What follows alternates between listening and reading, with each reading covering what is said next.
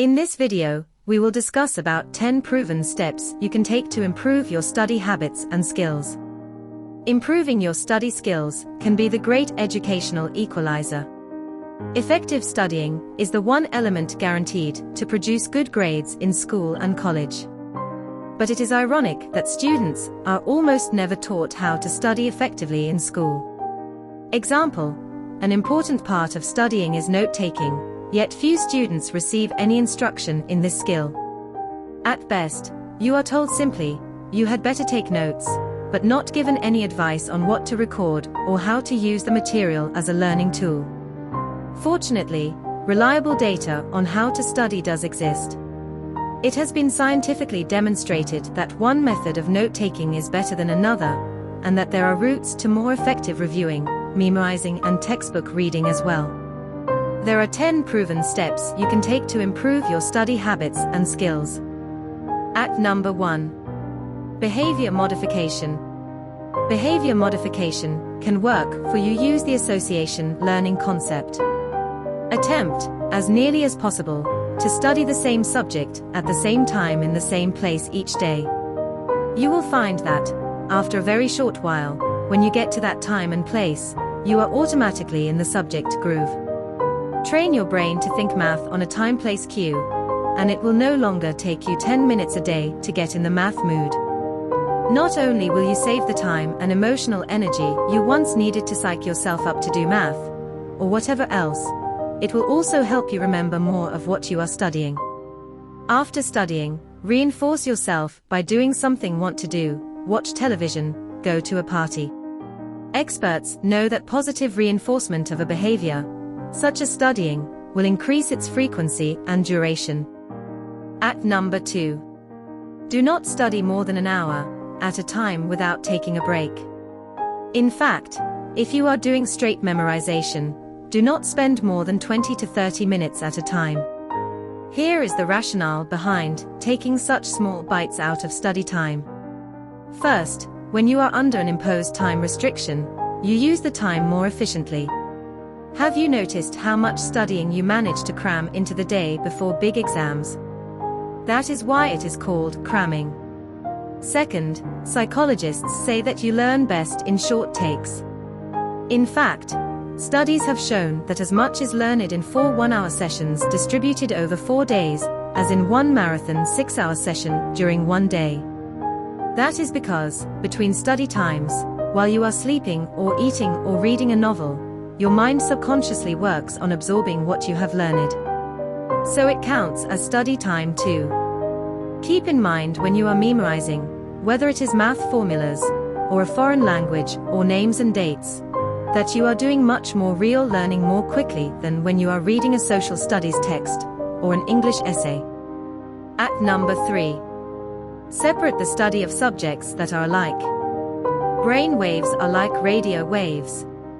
If there is not enough space between input, you get interference. The more similar the kinds of learning taking place, the more interference. So, separate your study periods for courses with similar subject matter. Follow your studying of math with an hour of Spanish or history, not chemistry or statistics. At number 4. Do not study when you are tired. Psychologists have found that everyone has a certain time of day when he or she gets sleepy. Do not try to study during that time, but do not go to sleep either. That hardly ever refreshes. Instead, schedule some physical activity for that period, such as recreation. If you have a stack of schoolwork, use that time to sort your notes or clear up your desk and get your books together or study with a friend. At number 5. Prepare for your class at the best time. If it is a lecture course, do your studying soon after class. If it is a course in which students are called on to recite or answer questions, study before class. After the lecture, you can review and organize your notes. Before the recitation classes, you can spend your time memorizing, brushing up on your facts, and preparing questions about the previous recitation. Question posing is a good technique for helping the material sink in and for pinpointing areas in which you need more work. At number 6. Use the best note-taking system for you. Quite a bit of research has been done on note-taking, and one system has emerged as the best. Use 8.5 inch by 11 inch loose leaf paper and write on just one side. This may seem wasteful, but it is one time when economizing is secondary. Take the time to rule your page as A. If the course is one in which lecture and text are closely related, use the 2-3-3-2 technique.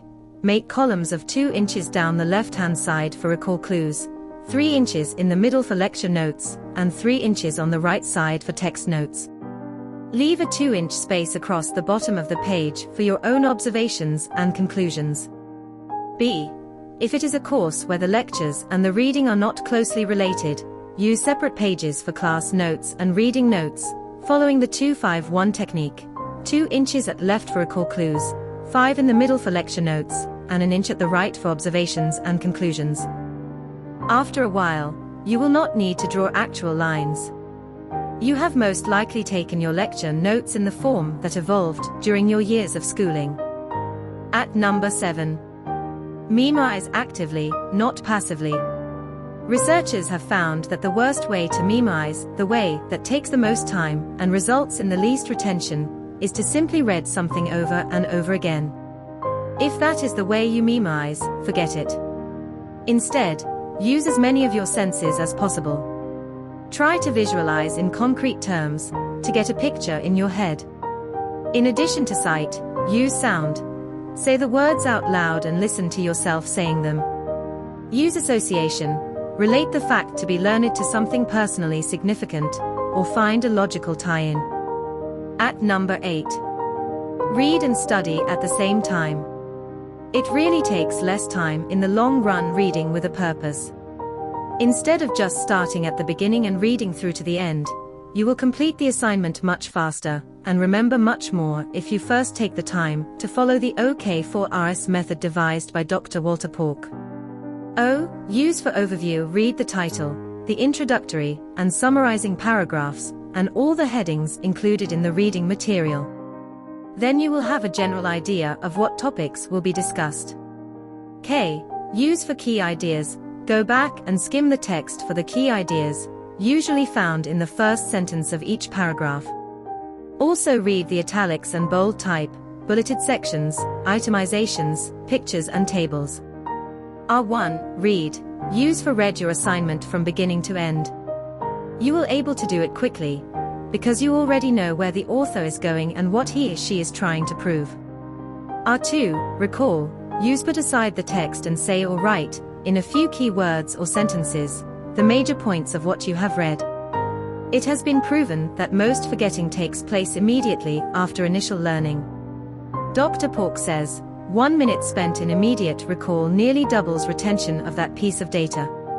R3. Reflect. Use for the previous step helps to fix the material in your mind. To cement it there forever, relate it to other knowledge, find relationships and significance for what you have read. R4. Review. Use for this step does not take place right away. It should be done for the next short quiz, and then again for later tests throughout the term. Several reviews will make that knowledge indelibly yours. At number 9. Make up a color and sign system for text and notes. In your notebook, underline, star or otherwise mark the ideas which your teacher tells you are important, thoughts to which you are told you will be coming back later, items which you are warned to be common mistakes. Watch for the words, such as therefore and in essence, which tell you what is being summarized. Always record examples. In fact, in such subjects as math, your notes should consist mainly of your teacher's examples. Pay close attention in your note-taking until the last minute of class time. Often, a teacher gets sidetracked and runs out of time. He or she may jam up to a half hour's content into the last 5 or 10 minutes of a lecture. Get down that packed few minutes worth. If necessary, stay on after class to get it all down. At number 10. Do not buy underlined textbooks. Of course, if the book does not belong to you, you will not be underlining at all. But if you underline, do it sparingly. The best underlining is not as productive as the worst note-taking. Over-underlining is a common fault of students.